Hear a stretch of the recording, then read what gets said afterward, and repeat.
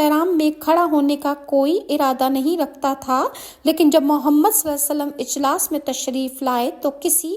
اندیکھی طاقت نے میرے کانوں کو پکڑا اور اس نے مجھے کھینچ کے کھڑا کر دیا، اور اگر میں کھڑا نہ ہوتا تو مجھے یوں محسوس ہو رہا تھا کہ میرے دونوں